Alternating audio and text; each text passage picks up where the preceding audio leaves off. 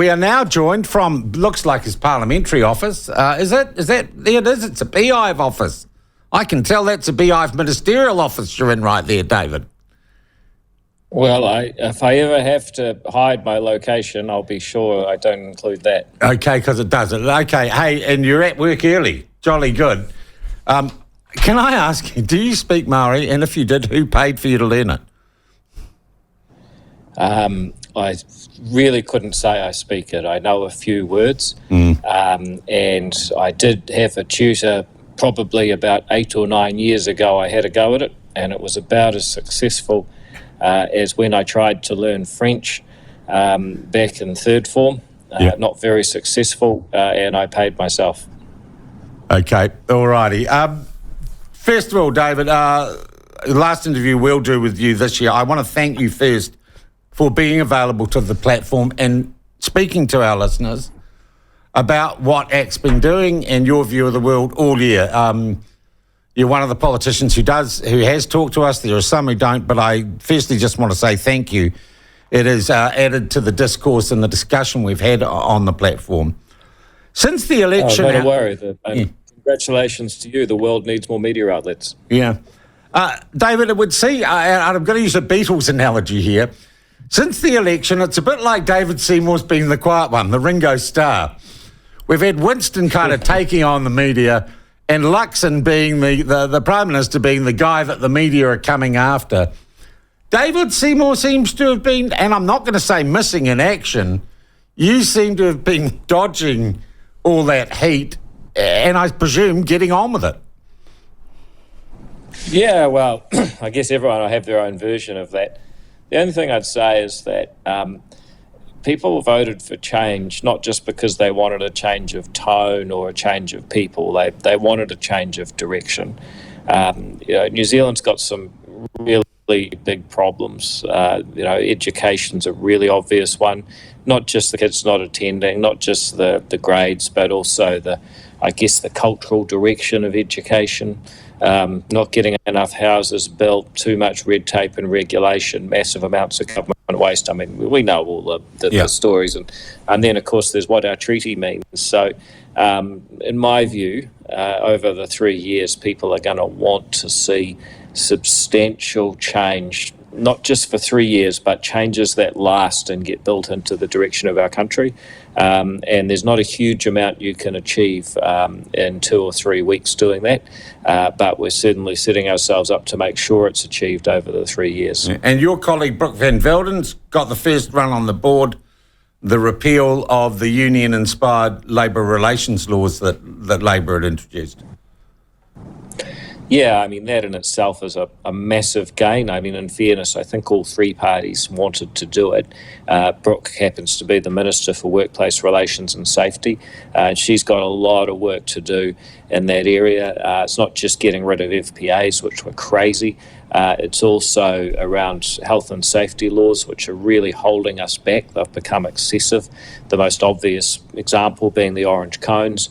And then there's going to be another change to extend 90-day trials, because ultimately it doesn't matter if a business employs 2 people or 200. It's always a risk to take on a new person, and that's why Brooke will be expanding 90-day trials this week from just businesses that employ fewer than 20 to all businesses. Yeah.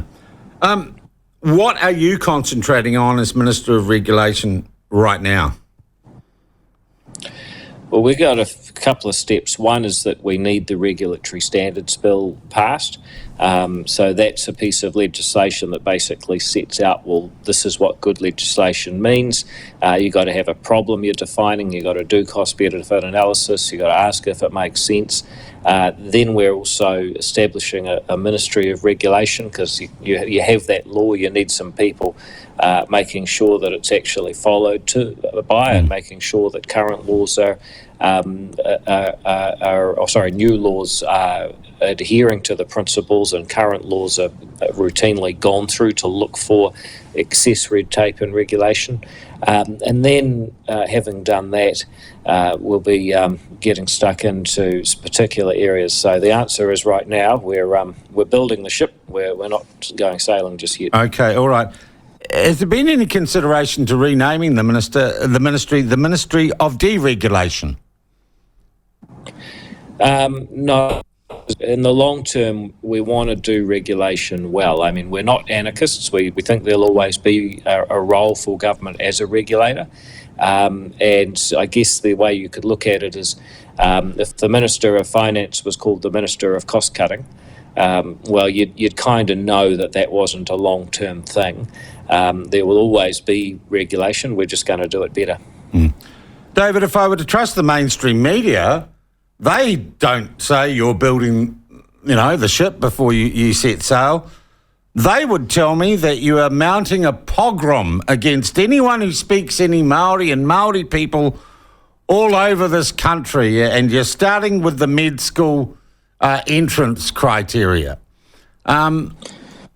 That's what I'm reading in the mainstream media, a completely different story. Yeah, well, first of all, I don't know if anyone's used that word, but, it's a pretty distasteful way to describe it, but that's you do you. Look, in terms of what we're doing, start with the review of MAPAS and what Otago calls their mirror on society. I had it summed up for me by a GP I spoke to a few weeks back. He said, look, if we do an intervention, if we do a surgery or give someone a prescription for a drug, then a responsible doctor must reevaluate whether the intervention is working. Now, for decades, we've had racial discrimination, and that's what it is. We allow some people into medical school on a different standard given their race. We've been doing that for decades. So the question is, has that intervention worked? What is the goal? Presumably the goal is to help Māori and Pacifica folk get better medical care. Has all that of occurred? Us, everyone, on average, to get better medical care. Well, we do, but in this specific instance, it was designed to say, look, if there were more Māori and Pacific doctors, then those people would help Māori and Pacific patients, and they would be more effective at helping them improve their health outcomes. Now, there's some pretty big claims. If they're all true, then maybe the discrimination is justified.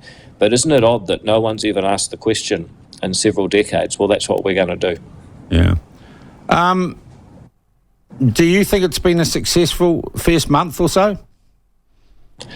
Yeah, I do. I mean, you look at what you've got to do, and I know there's no political points for talking about process, but you've got to get your feet under the desk. You've got to get good staff, because although they are largely invisible in the public domain, I can tell you no politician succeeds if they don't have good staff, and I've always been really lucky.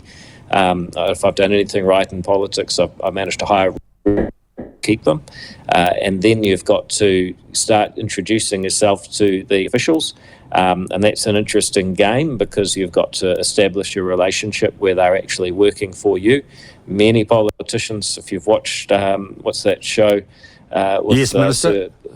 Yes, Minister, that's the one. If you've watched that, then you know the dangers of engaging with officials, so that's being done.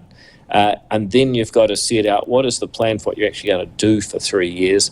And so far, what's happened is, we've discovered that the government under Labor was wasting a huge amount of money, and we're starting to reel that in. You saw that with this ferry decision. And second of all, we're starting to set expectations for this is what we're going to do in terms of truancy and reintroducing charter schools and, reviewing some of the racial discrimination that's been popularised by the previous government, replacing the Resource Management Act with a proper replacement, not one that's actually worse.